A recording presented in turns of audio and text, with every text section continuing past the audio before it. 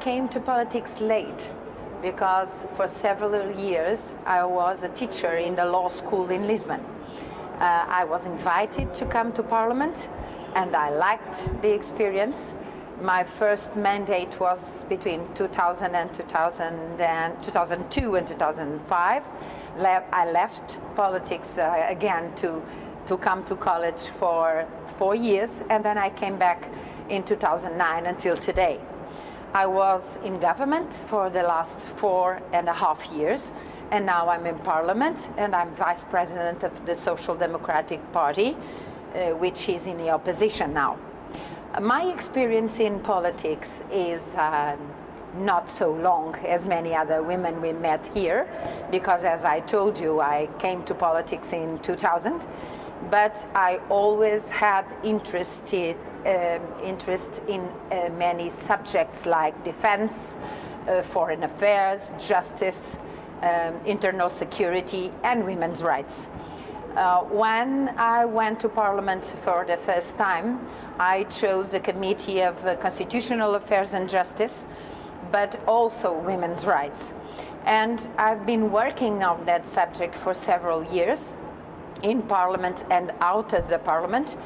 And I think we in Portugal have a situation that we can call comfortable if compared with other countries in the UN universe or IPU universe, because there are a lot of countries with very different situations, very diverse situations in what concerns gender equality.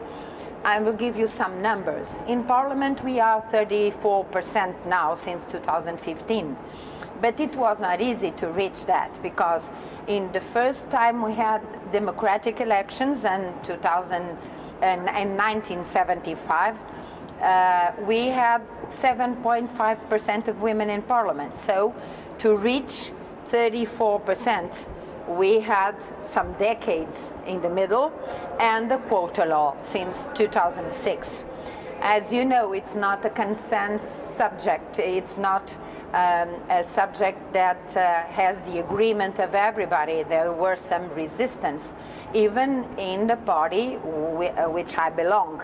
But nowadays, I think that everybody understands that we couldn't reach 34% without the quota law.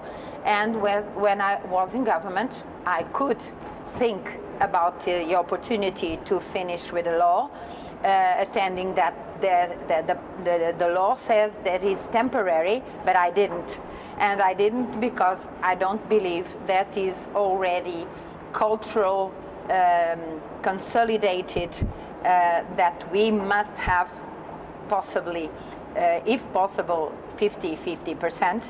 So I'm not sure if we didn't have the law in the near future that we wouldn't regret on this point. So let it be, and let's do better than that. And we are trying to do better than that, even in the local governments, because we have an indicator that is worse than this. We are going to have local elections in September or October this year, and we in the Social Democratic Party are making a great effort to go further than what the law demands, to go further than 33% of the underrepresented sex. I'm campaigning for that now in my country. I'm telling everybody that they must do lists that go further than what the minimum demanded by law, because we need to reach 50%. And yesterday's subject that we discussed in the side event that IUP organized was questioning, are we going to need 50 more years to reach that? I hope not, and we must do big efforts for that.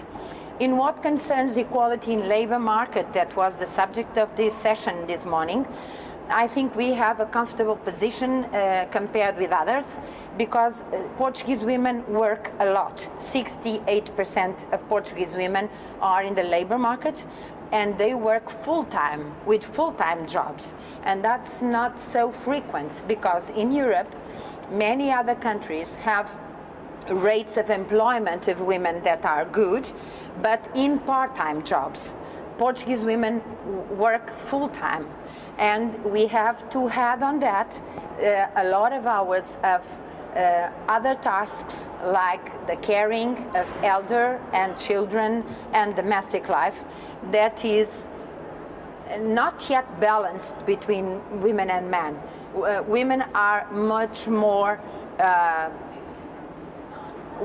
it's a task that's on their shoulders much more than in the shoulders of men. So if it is not balanced, it means that women work a lot out of home and in home too. So we have a lot of women working full-time jobs, but they have a problem. They don't reach the top of the big enterprises. The bigger they are, the less women they have in the positions of the councils of the administration and the boards. So we must tackle that. With quotas or without quotas, we must get better in this indicator. In 2015, when I was in government, I made an agreement with the 14 of the biggest companies in Portugal to reach 30% until 2018. The present government is trying to approve a quota law. Let's see what's happening. I don't say we won't reach that without a quota law. Perhaps we must try other ways first, like we did in politics, in the political representation, but perhaps we will need it in one day if we can't reach with self-regulation on companies.